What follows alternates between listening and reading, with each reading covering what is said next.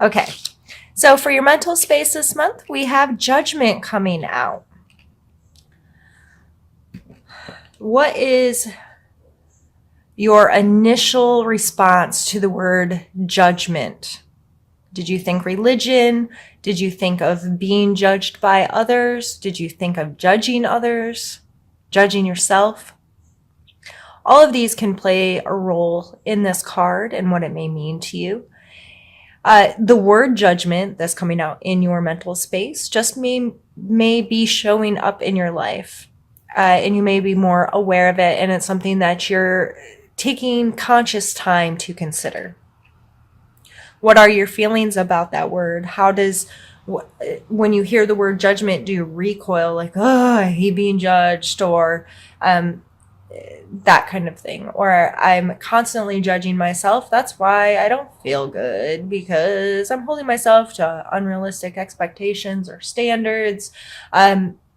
Regardless of how this is playing in your world, it may be helpful to you this month to come to a clearer understanding of what that word means to you.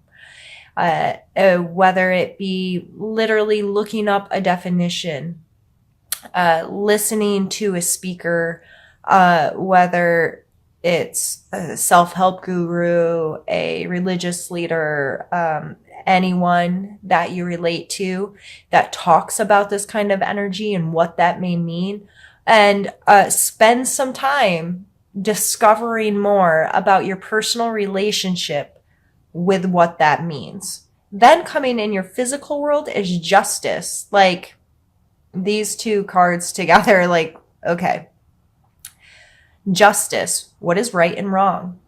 What you give, you will receive, right? Like, there's this balance of the scales, this good and this bad, this light and this dark, whatever your relationship is to what is just and fair in your physical world. These two coming together really make me wonder, Taurus, if you are feeling like you're in the place to judge others or to serve justice to others. If that's the case, you may want to pull it back and spend a lot of time and consideration before jumping head first into those energies. Like, I'm going to make this right. I'm going to control the situation. No one else has a clear perspective. I know what's right and wrong. I can use my abilities to make the choices here, which may very well come to fruition, but that's not something I would take lightly. And I think in all, there are consequences to our actions, good, bad, indifferent, there is. We put good into the world, we will receive good. We put nasty into the world, you're gonna receive some nasty. I've been on this earth. Tomorrow will be my first day of my 38th year. And I get it.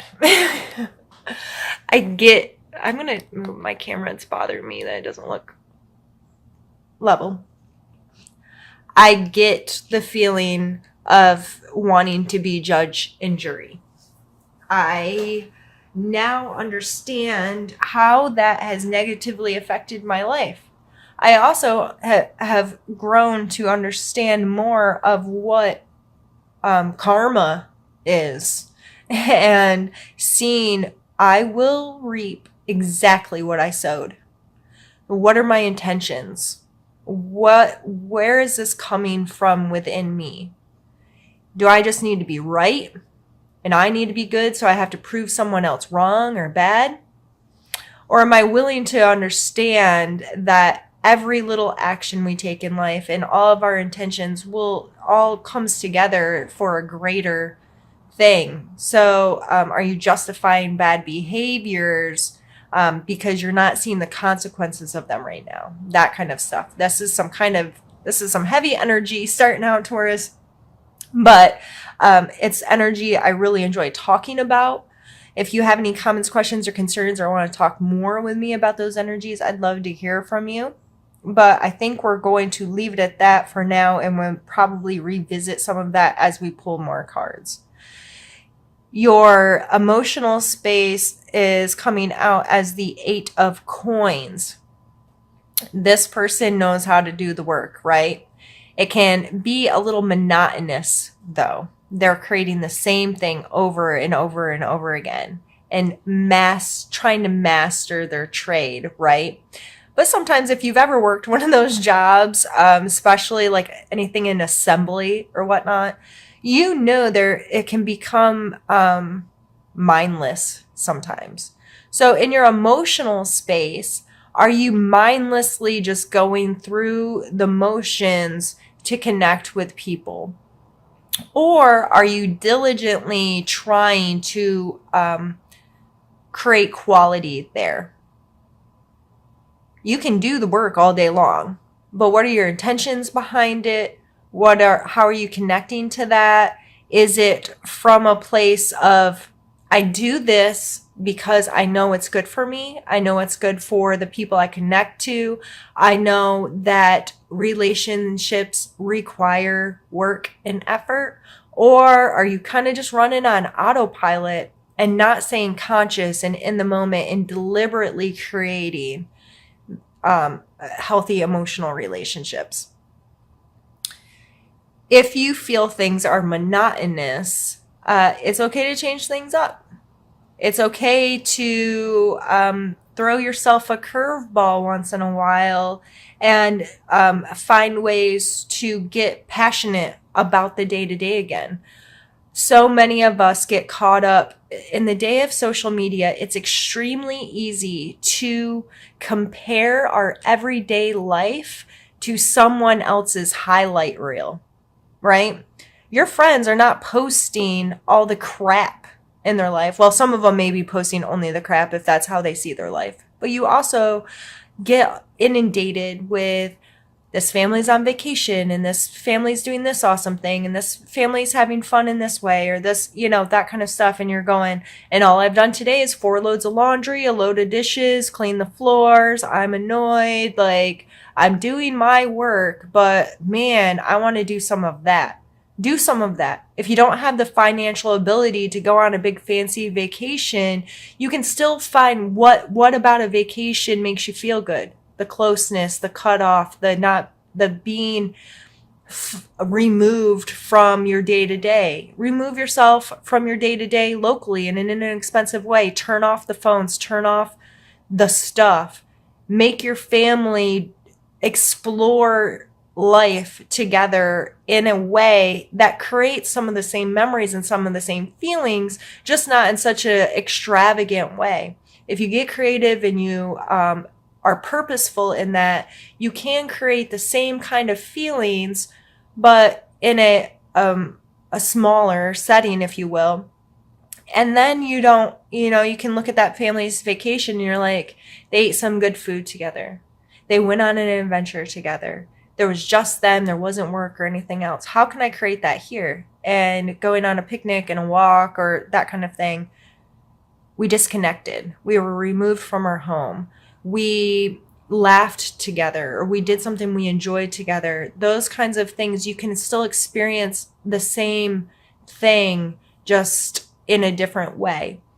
So this coming out in your emotional space, that may be time to just ask yourself some questions. Do I feel like things are monotonous right now? And how can I change? Or appreciate yourself? Or I've been putting in work. I've been very diligent to stay connected, to stay involved, to keep doing this.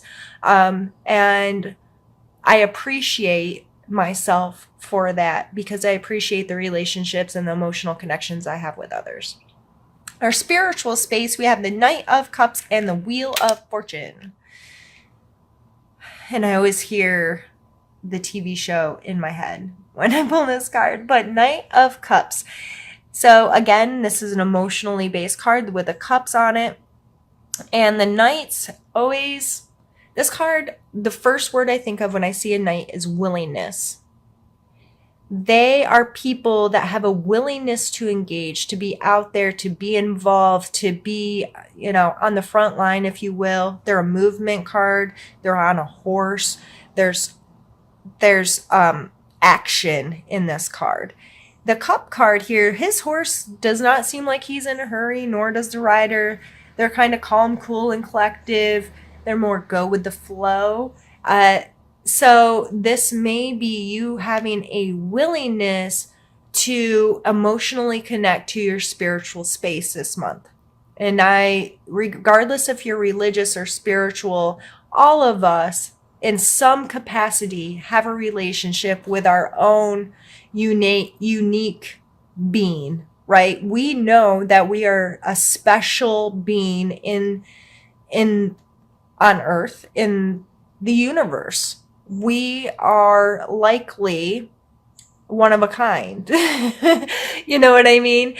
And having a relationship with that and a willingness to appreciate it, a willingness to connect with it, a willingness to learn or evolve with that, is being represented with this card. So if you find that kind of feeling this month, show it some appreciation and allow it to have some more space and time.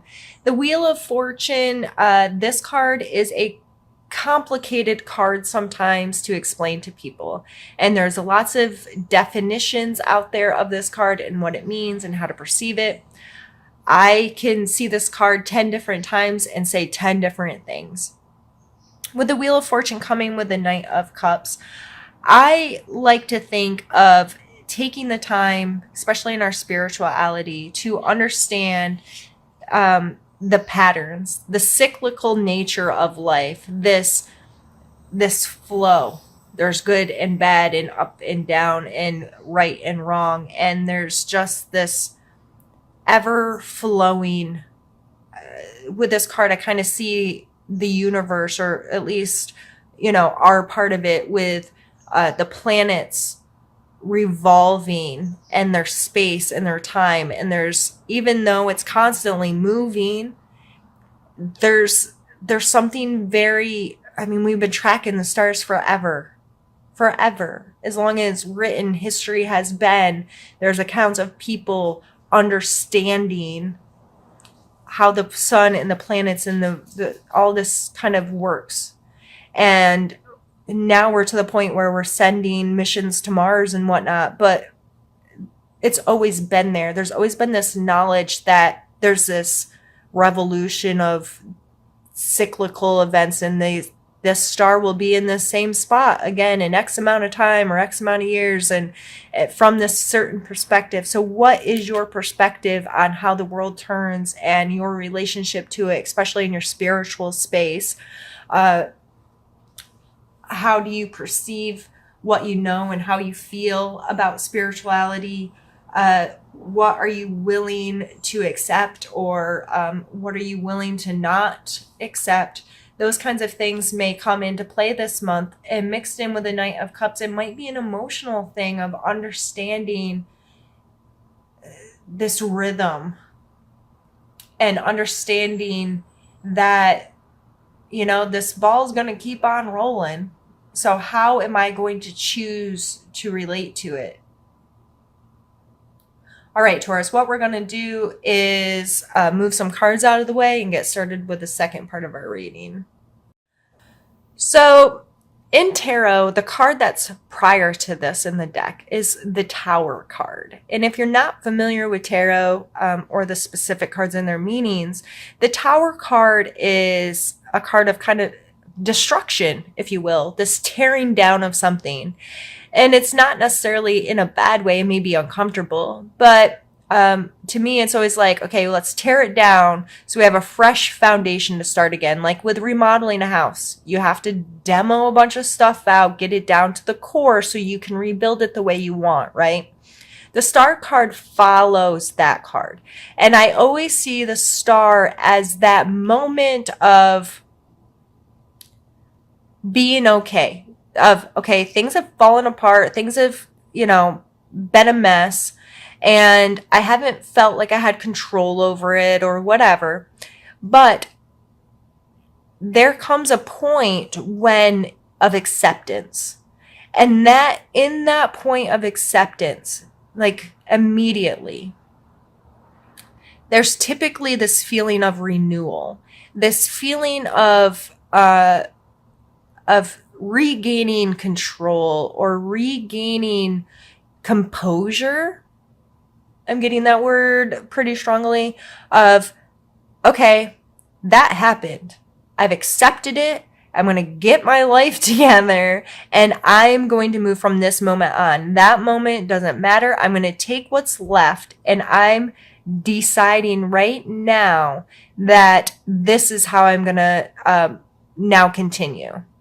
Right? So this coming out as a challenge, it may be hard for you to get back in this place of renewal, to get back in this place of, I just see like she's picked herself up off the ground from feeling defeated or crushed by life happening. Things just, okay, I didn't have any control over that. The crap fell apart. And her standing up and looking up to the heavens is the star card. And being like, I am made of the stardust. Everything that's in that star, that's making that star, makes me and makes everything around me. And there's this oneness. There's this, if you felt this feeling, which most of us have in some extent, but that just that connectedness to the whole, connectedness to, this is my life. I can't change anything from the past, but I can refocus, reground, recommit going forward. And it's such a beautiful feeling if you can allow it to come in and settle in. And it may be a challenge. You may have some work to do to where you can get to this point where you can be like, that's done. And this is now my ideal course of action. This is my decision going forward. So as soon as I pulled this card, I thought about justice. These cards hold a lot of the same energy. Of course, they're both holding a sword. I'm getting some strong Libra type energy, Taurus. This is a Libra card here, and King of Swords. He's the King of Air. Again, I'm thinking some real Libra type, just, fair, logical, analytical. That may be why you're feeling this judgment and like you are the one that's going to bring justice to the world. You know what I mean? Like, savior complex just came into mind. If you think you're going to save someone or save something, with this coming here, I think this reinforces that you do have the ability, Taurus, to be logical, to be straightforward, to say what you mean and mean what you say, and to be very precise with the choices and the actions in your life. Again, just as a reminder to not try to do a job that's not yours, though. You're not. Are you the judge and jury? If you're literally a judge, then okay. What makes you the judge and jury over this? And do you have enough information to actually play that role? And how are you going to play it? And don't be cruel is something that's coming to mind with this, because when we get very logical and very straightforward, like I personally can be blatantly honest to a fault.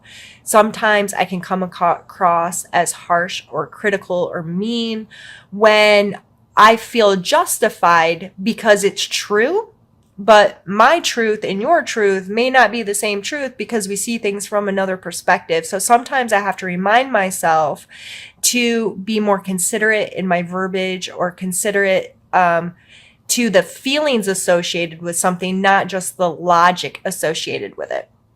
So that coming out in your strengths this month is a separation of classes to me. These are poor, desolate, down and out types with a church behind them with fancy stained glass and lights on, two very separated worlds I usually see in this card. So if you are the person that's feeling desolate, that's feeling down and out, that feels like you've been wronged in some way, taken advantage of in some way, that life just, you can't catch a break in some way, I think it's will be very important to you to lift up your head and to see what resources are around you. And that does not mean run off to ask every single person on the planet to help you because you're a mess.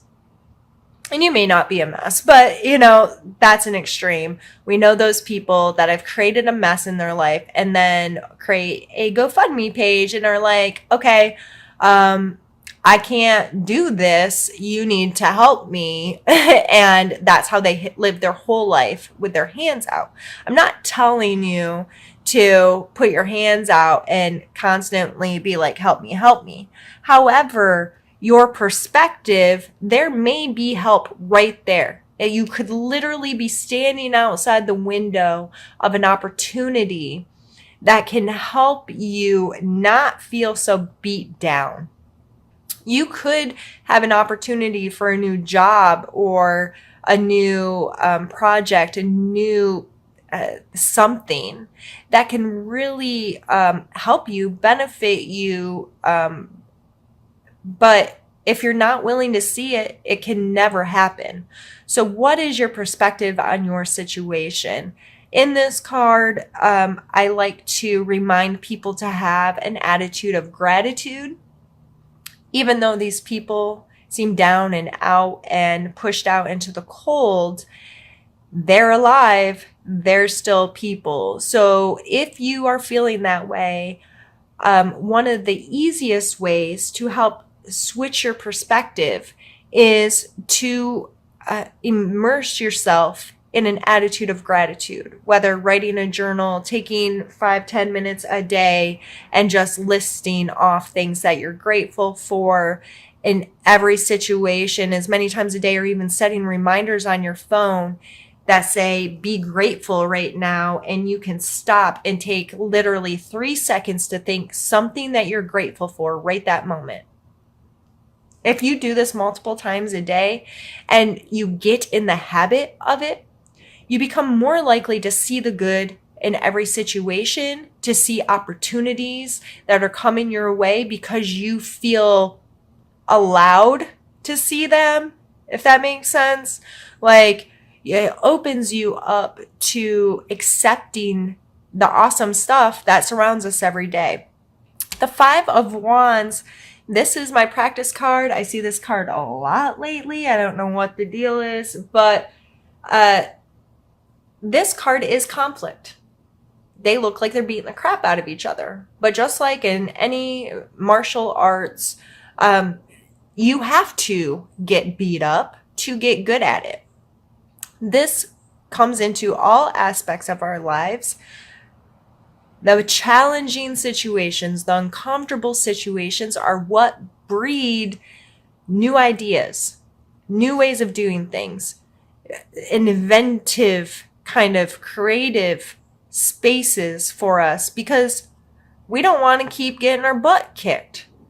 So in order to not get our butt kicked anymore, we have to grow and progress and change and get better, right? And it's all about perspective. We can either be like, yep, we're beat up, we're beat down, we're kicked out, we're blah, blah, blah, blah, blah.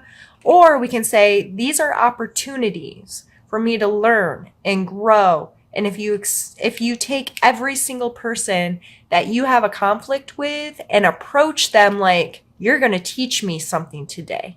You're going to help me grow. You're going to help me learn. You're going to help me be a better person.